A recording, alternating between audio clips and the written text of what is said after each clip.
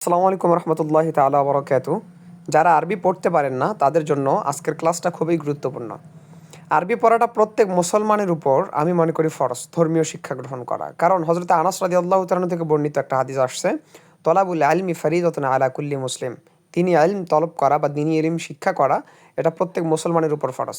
আপনি একজন মুসলিম কিন্তু আপনি আরবি পড়তে পারেন না, ইংলিশ পড়তে পারেন, বাংলা পড়তে পারেন, বিভিন্ন দেশের বিভিন্ন ভাষা আপনি জানেন কিন্তু আপনি আরবি পড়তে পারেন না, তাহলে এটা আপনার ব্যর্থতা। কারণ আপনি দেখেন, কবরে গেলে কিন্তু আপনাকে বাংলাতে জিজ্ঞাসা করা হবে না, কবরে গেলে ইংলিশে জিজ্ঞাসা করা হবে না, আপনাকে আরবিতে জিজ্ঞাসা করা হবে যে আপনার রবকে, আপনার নবী কে ছিলেন, আপনার ধর্ম কী ছিল, এগুলো কিন্তু আপনাকে আরবিতে জিজ্ঞাসা করা হবে এবং আপনাকে অ্যান্সার করতে হবে আরবিতে। সেমভাবে আপনি যদি আরবি শিখতে না পারেন বা আরবি পড়তে না পারেন, আরবি না জানেন, তাহলে আপনি চিন্তা করেন যে আমি রবের সামনে কোন মুখ নিয়ে দাঁড়াবো। ৬০-৭০ বছর জিন্দিগানি তিনি আমাকে দিলেন কিন্তু আমি আরবি পড়তে পারি না বা আমি শেখার কোনো চেষ্টাই করলাম না, তাহলে রবের সামনে আমি কি নিয়ে দাঁড়াবো? আপনি একটু মনে মনে চিন্তা করেন। এজন্য আরবি যেহেতু অনেকেই পারে না, আজকের ক্লাসটা আমি তাদের জন্য নিয়ে আসলাম। আপনারা যদি একাধারে আমার ধারাবাহিক ক্লাসগুলো দেখতে থাকেন, ইনশাল্লাহ আমি আপনাদেরকে এতটুকু গ্যারান্টি দিতে পারি, মনোযোগ সহকারে দেখলে, মনোযোগ সহকারে শুনলে এবং প্র্যাকটিস করলে আপনারা আরবি পড়তে পারবেন ইনশাআল্লাহুল আজিজ। জাস্ট আপনাদেরকে আমার সাথে থাকতে হবে, ক্লাসগুলো ভালো করে পড়তে হবে অ্যান্ড আপনাকে প্র্যাকটিস করতে হবে। যাই হোক, আমরা ক্লাসের মধ্যে যাই, কথা না বাড়িয়ে। আজকের ক্লাসটা আমাদের হচ্ছে অক্ষর পরিচিতি নিয়ে। আপনি যদি দেখেন এখানে উপরে বাংলায় লেখা আছে অক্ষর পরিচিতি। সো অক্ষর পরিচিতি নিয়ে খুবই গুরুত্বপূর্ণ একটা ক্লাস আজকে। আপনি যদি বাংলা ভাষা বলতে যান তাহলে কিন্তু আপনার বাংলা ভাষার অক্ষরগুলো আপনাকে জানতে হবে, যেমন ক, খ, এগুলো কিন্তু আপনার জানতে হবে। সেমভাবে আপনি যদি ইংলিশ বলতে যান বা ইংলিশ পড়তে যান তাহলে কিন্তু আপনার ইংলিশ লেটারগুলো জানতে হবে, যেমন এ, বি, সি, ডি ইত্যাদি। এই লেটারগুলো যখন আপনার জানা থাকবে তখন কিন্তু আপনি ইংলিশ বলতে পারবেন, বাংলা বলতে পারবেন, বিভিন্ন ভাষা আপনি বলতে পারবেন। যদি আপনার আরবিতে অক্ষরগুলো জানা না থাকে তাহলে কিন্তু আপনি আরবি পড়তে পারবেন না। সুতরাং আমাদের প্রথম কাজ হচ্ছে অক্ষর পরিচিতি করা, যে এটার নাম কি, এই অক্ষর নামটার নাম কি, এই অক্ষরটার নাম কি, এই অক্ষরটার নাম কি। প্রত্যেকটা অক্ষর আমাদেরকে আগে, প্রত্যেকটা অক্ষরের সাথে আমাদের আগে পরিচিত হতে হবে। আরবিতে অক্ষর মোট ২৯টা হয়, এটা আমরা কম বেশি সকলেই জানি। আজকে আমরা ২৯টা হরফের সঙ্গে আমরা পরিচিত হব ইনশাল্লাহ। আরবিতে যদি কখনো এরকমভাবে একটা টান আসে তাহলে সেটার নাম হচ্ছে আলিফ। এই যে বাংলাটা যদি আপনি দেখেন যে এখানে স্পষ্ট ভাষায় লেখা আছে, আরবিতে যদি এরকম কোনো টান আসে তাহলে সেটার নাম লিখতে হবে ভাই আলিফ। দেখেন এই যে এখানে আলিফ লেখা আছে স্পষ্ট করে। এরপর যদি আমি আসি, এরকম যদি কোনো চিহ্ন থাকে, এরকম যদি কোনো চিহ্ন থাকে তাহলে এরকম চিহ্ন দিয়ে ৩টা অক্ষর হয়। একটার নাম বা, যেমন এটা একটা নোক্তা থাকলে বা, এইটার নাম কিন্তু নোক্তা, আগে বুঝেন যে এটার নাম কিন্তু নোক্তা। এইরকম যদি কোনো জায়গায় থাকে তাহলে এটার নাম নোক্তা বলা হয়। তাহলে এরকম চিহ্ন দিয়ে আমাদের ৩টা অক্ষর হবে। একটার নাম বা, উপরে ২টা নোক্তা থাকলে তা, উপরে ৩টা নোক্তা থাকলে থা। আর এখানে দেখেন নিচে একটা নোক্তা আছে, এই জন্য এটার নাম এই বাংলায় দেখেন লেখা আছে, এটার নাম হচ্ছে বা। সুতরাং এরকম চিহ্ন দিয়ে আমরা শিখলাম যে এরকম চিহ্ন দিয়ে ৩টা অক্ষর হতে পারে, একটা বা, একটা তা, একটা হচ্ছে থা। পরবর্তীতে এই অক্ষরগুলো আসতেছে। সো আমরা শুধু এতটুকু মনে রাখি এরকম চিহ্ন দিয়ে ৩টা অক্ষর হয়। এরপর যদি আমরা পরের অক্ষরে আসি তাহলে দেখেন সেমভাবে উপরে ২টা নোক্তা থাকার কারণে এর নাম কিন্তু ভাই বাংলায় হয়ে গেছে, দেখেন তা স্পষ্ট ভাষায় লেখা আছে। সো এরকম শব্দ দিয়ে বা এরকম চিহ্ন দিয়ে আমরা ৩টা অক্ষর পাবো, তার মধ্যে আমরা ২টা পাইলাম। আরেকটা অক্ষরের দিকে যদি আমি যাই তাহলে এইখানে এই যে উপরে ৩টা নোক্তা থাকার কারণে এর নাম কিন্তু হয়ে গেছে থা। আমি যদি বাংলাটা আপনাদেরকে এখানে একটু পরে দেখাই যে কীভাবে উচ্চারণ করতে হবে। জিহ্বা সামনের ২ দাঁতের মাঝখানে রেখে হালকা করে উচ্চারণ করুন, থা, থা। জিহ্বায় দাঁত হালকা করে স্পর্শ করবে, একবারে হালকা করে উচ্চারণ করবেন। দেখেন এইভাবে কীভাবে আপনি উচ্চারণ করবেন, এখানে কিন্তু স্পষ্ট ভাষায় দেওয়া আছে, স্পষ্ট ভাষায় দেখেন দেওয়া আছে যে কীভাবে আপনি উচ্চারণ করবেন। সুতরাং থা, থা। তাহলে ক্লাস লম্বা হয়ে যাচ্ছে, আমি সংক্ষিপ্ত বলি যে এরকম যদি কোনো চিহ্ন থাকে, এরকম চিহ্ন দিয়ে আপনার হচ্ছে 3টা অক্ষর হয়, বা, তা, থা। আপনারা যদি ভুলে যান তাহলে ক্লাসটা বারবার দেখে নেবেন, ইনশাল্লাহ হয়ে যাবে। এরপরে আসে এরকম চিহ্ন দিয়ে, এই যে এরকম চিহ্ন দিয়ে 3টা অক্ষর হয়। এরকম চিহ্ন যদি কোরআনের মধ্যে কোথাও থাকে তাহলে সেটা দিয়ে 3টা অক্ষর হয়। একটা হচ্ছে খালি থাকে, একটার মাঝখানে নোক্তা থাকে, আর একটার উপরে নোক্তা থাকে। এখন মাঝখানে নোক্তা থাকলে কী নাম, খালি থাকলে কী নাম, এটা আমরা শিখব। যদি মাঝখানে নোক্তা থাকে তাহলে দেখেন এর নাম হচ্ছে জিম। আবার যদি নোক্তা ছাড়া থাকে তাহলে এর নাম হচ্ছে ভাই হা। এই দেখেন বাংলায় লেখা আছে হা। যদি বাংলাটা পড়ি কীভাবে উচ্চারণ হবে, গলার ভেতর থেকে বাতাস বের হবে এবং বাতাসের সাথেই উচ্চারণ হবে। এটি বড় হা নামেও পরিচিত। এই দেখেন এইখানে কীভাবে উচ্চারণ করবেন সেটাও দেওয়া আছে। একবারে শক্তভাবে উচ্চারণটা করতে হবে। হ্যাঁ, হ্যাঁ, হ্যাঁ, এইভাবে আপনাকে উচ্চারণ করতে হবে। সো এরকম শব্দ, এরকম চিহ্ন দিয়ে আমরা অক্ষর পাবো তিনটা। দুইটা গেল আমাদের লাস্ট অক্ষর, এটার নাম হচ্ছে খ। উপরে যদি নোক্তা থাকে তাহলে সেটার নাম হচ্ছে ভাই খ। এরকম যদি থাকে তাহলে মাঝখানে যদি কোনো নোক্তা থাকে তাহলে সেটার নাম হচ্ছে জিম। যদি নোক্তা ছাড়া থাকে তাহলে সেটার নাম হচ্ছে হা। আর যদি উপরে নোক্তা থাকে সেটার নাম হচ্ছে খ, যেমনটা আপনি এখানে দেখতে পাচ্ছেন খ। তাহলে আমরা শিখলাম যে এরকম চিহ্ন দিয়ে আমরা তিনটা অক্ষর পেতে পারি, হা, খ, জিম। আমরা কিন্তু স্পষ্ট ভাষায় শিখলাম। এরপরে পরের অক্ষরে যাই, এটার নাম হচ্ছে দাল। এরকম শব্দ আমরা দুইটা পাবো, এরকম শব্দ। একটার নাম হচ্ছে দাল, আরেকটার উপরে হচ্ছে একটা নোক্তা থাকবে। উপরে একটা নোক্তা থাকলে সেটার নাম হচ্ছে দাল। সো শুধু এতটুকু মনে রাখেন, এরকম চিহ্ন দিয়ে দুইটা অক্ষর হয়। একটার নাম এই যে আপনি বাংলায় দেখতে পাচ্ছেন এখানে দাল, আরেকটার নাম হচ্ছে এই যে উপরে একটা নোক্তা থাকলে সেটার নাম হচ্ছে দাল। কীভাবে উচ্চারণ করবেন বাংলাটা দেখেন একটু। জিহ্বা সামনের দুই দাঁতের মাঝখানে রেখে হালকা করে উচ্চারণ করুন, দাল, দাল। জিহ্বায় দাঁত হালকা করে স্পর্শ হবে, দাল, দাল। তাহলে দেখেন আপনি এইখানে কীভাবে উচ্চারণ করবেন দেওয়া আছে কিন্তু। মুখটাকে কীভাবে লাগাবেন, জিহ্বাটাকে কীভাবে ব্যবহার করবেন, দাল, দাল। শুধু এতটুকু মনে রাখার বিষয় এখানে যে এইরকম চিহ্ন দিয়ে দুইটা অক্ষর হয়, একটার নাম হচ্ছে দাল আর একটার নাম হচ্ছে দাল ভাই। এরপরে যদি আমরা আসি, এরকম চিহ্ন দিয়ে দুইটা অক্ষর হয়, একটার নাম হচ্ছে এখানে দেখেন র, আরেকটার উপরে যদি একটা নোক্তা থাকে তাহলে সেটার নাম হচ্ছে ঝা। এটার নাম হচ্ছে র, আরেকটা যদি আমরা নেই তাহলে এটার নাম হচ্ছে এই যে স্পষ্ট ভাষায় লেখা আছে ঝা। যদি আমরা বাংলাটা পড়ি, ঝ বলতে প্রথমে যেমন শীষ দেওয়ার মতো হয় সেরকম শব্দ করে উচ্চারণ করতে হবে। ঝা জিহ্বা নিচের দাঁতের গোড়ার সাথে লাগিয়ে রেখে উচ্চারণ করুন, ঝা, ঝা। এটার নাম হচ্ছে ঝা। এইখানে একটু বাংলাটা ভুল দেওয়া আছে, এখানে আপনার এইরকমভাবে উচ্চারণ হবে, ঝ আকার, ঝা, ঝা, ঝা। তাহলে আমরা এরকম চিহ্ন দিয়ে দুইটা অক্ষর পাবো, এরকম চিহ্ন দিয়ে দুইটা অক্ষর পাবো। একটার নাম হচ্ছে যদি নোক্তা ছাড়া থাকে র, আর যদি নোক্তাওয়ালা থাকে এই যে এরকমটা ঝা হবে। তাহলে পরবর্তী এরকম চিহ্ন দিয়ে আমরা দুইটা অক্ষর পাবো। এরকম যদি মাথা থাকে তিনটা মাথা তাহলে দুইটা অক্ষর পাবো। যদি তিনটা মাথা শুধু থাকে তাহলে সেটার নাম সিন। এই যে দেখেন সিন। সিন কীভাবে উচ্চারণ হবে ভাই, এখানে একটু ভুল দেওয়া আছে বাংলাটা। এই যে স হিসিকার দুনতার ন, সিন, সিন। এইটা কিন্তু উচ্চারণ হবে, দুনতার স কিন্তু হবে না এখানে। সিন, সিন যদি তিনটা মাথা থাকে।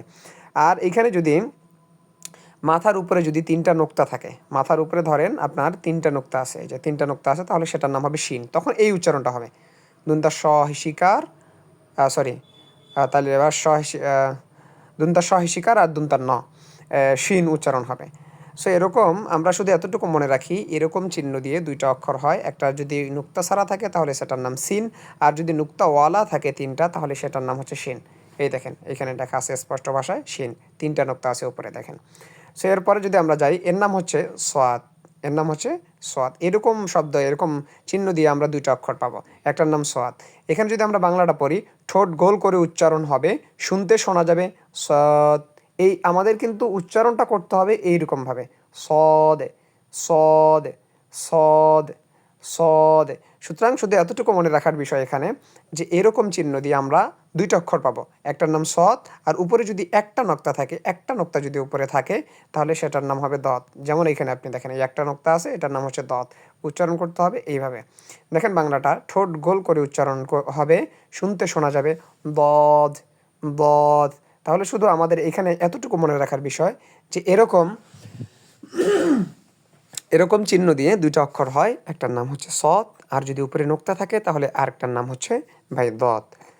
এরপর যদি আমরা আসি, এরকম একটা অক্ষর বা এরকম একটা চিহ্ন, এরকম চিহ্ন দিয়ে দুইটা অক্ষর হয়, একটার নাম হচ্ছে ত, আর যদি উপরে নোক্তা থাকে তাহলে সেটার নাম হচ্ছে দ।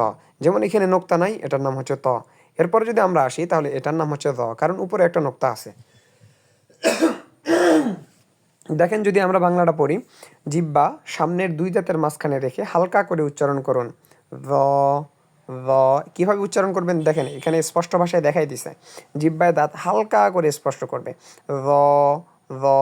তাহলে এখানে এতটুকু মনে রাখার বিষয় যে এরকমভাবে এরকমভাবে দুইটা শব্দ আসবে, যদি নোক্তা ছাড়া থাকে তাহলে সেটার নাম ত, আর যদি নোক্তাওয়ালা থাকে তাহলে সেটার নাম জ। শুধু আমাদেরকে এতটুকু মনে রাখতে হবে। এরপর যদি আমরা আসি, এরকমও অক্ষর আমরা দুইটা পাবো।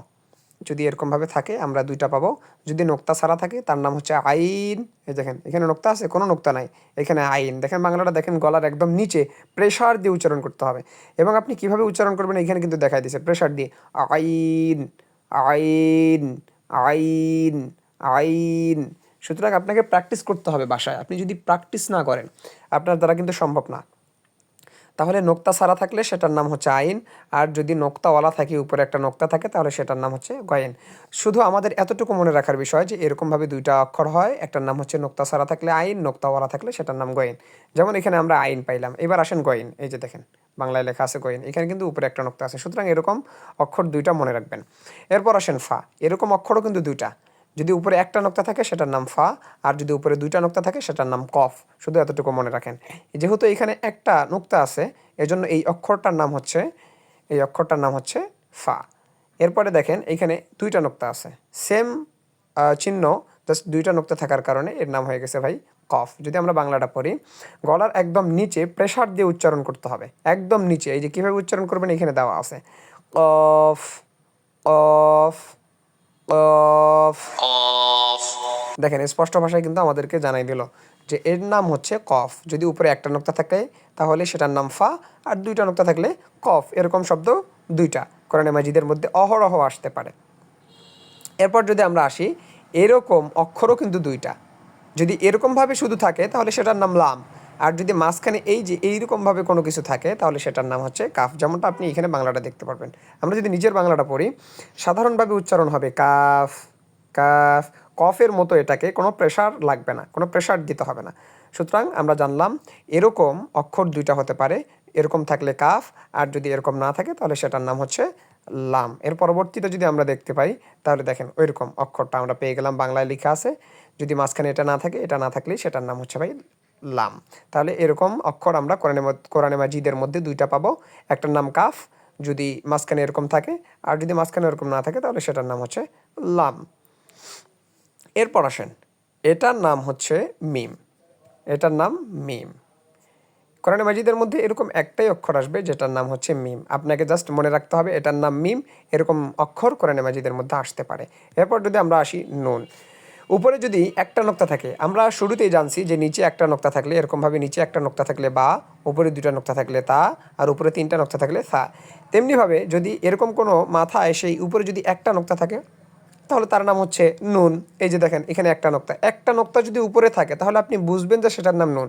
কিন্তু একটা নোক্তা যদি উপরে থাকে প্লাস এইভাবে যদি মাথাটা দেওয়া থাকে তাহলে কিন্তু সেটার নাম ফা। আর যদি ওইভাবে মাথাটা দেওয়া না থাকে, জাস্ট একটা উপরে টান আছে, উপরে একটা নোক্তা দেওয়া আছে, সেটার নাম কিন্তু নুন। এখানে দেখেন স্পষ্ট ভাষায় বাংলায় আমাদেরকে জানাই দিছে যে ভাই এটার নাম হচ্ছে নুন। এরপর যদি আমরা আসি, এটার নাম হচ্ছে ওয়াও। এরকম একটাই অক্ষর আছে যেটা কোরআনের মধ্যে ব্যবহার হয়েছে।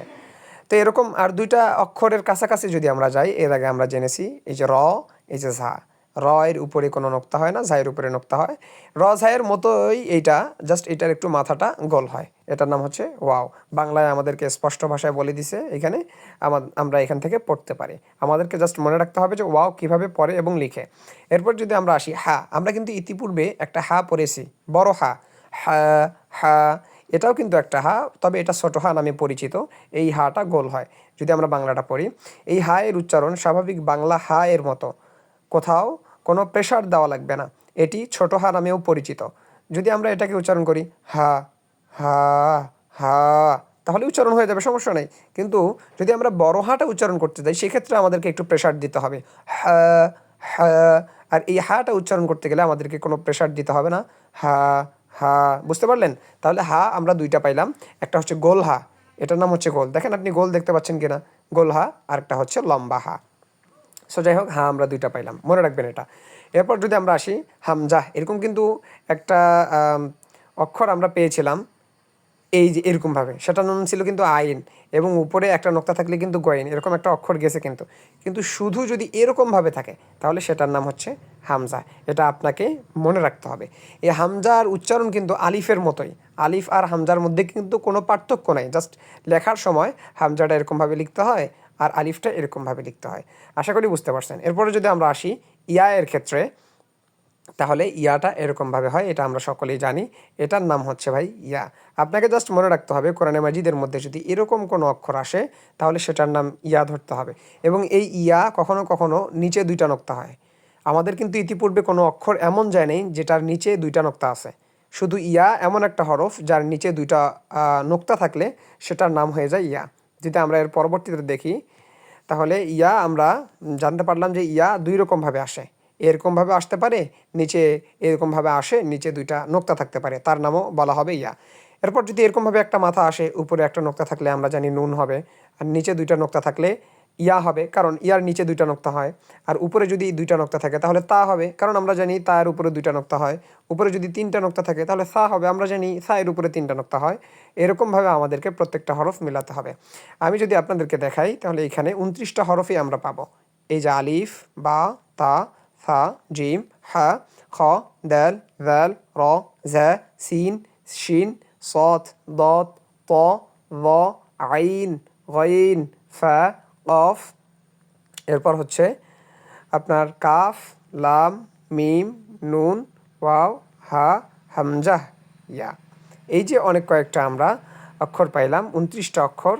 আমাদের আজকের ক্লাসের মূল টপিক হচ্ছে যে এই অক্ষরগুলো আপনাকে সুন্দর করে পড়ে আসতে হবে। যখন আপনি অক্ষরগুলোর সঙ্গে পরিচিত হতে পারবেন তখন কিন্তু আপনাদের দ্বারা হচ্ছে কোরআন মাজিদ পড়া বা আরবি পড়া খুব সহজ হবে। যদি আপনি অক্ষর না জানেন তাহলে কিন্তু আপনি পড়তে পারবেন না। তো এই জন্য আমাদের নেক্সট ক্লাস আসা পর্যন্ত আপনারা এটা প্র্যাকটিস করতে থাকেন, এবং আমি নেক্সট ক্লাসে এসে দেখব যে আপনাদের কী অবস্থা। তো সুতরাং আজকে শুধু এতটুকু আপনাদেরকে আমি সবক দিলাম যে আপনারা এই যে আরবি যতগুলো অক্ষর আছে 29টা, এই 29টা অক্ষর আপনারা সুন্দর করে পড়ে আসবেন, সুন্দর করে মুখস্থ করে আসবেন, এবং এই অক্ষরগুলো কীরকম হতে পারে এটা সুন্দর করে আপনি একটু বুঝে আসবেন। সকলে ভালো থাকবেন, সকলের জন্য শুভকামনা, দোয়া রইল আপনার জন্য, ভালো করে সময় দিয়ে প্র্যাকটিস করে পড়তে পারেন। ভালো থাকবেন। আসসালামু আলাইকুম রহমতুল্লাহি তাআলা ওয়া বারাকাতুহু।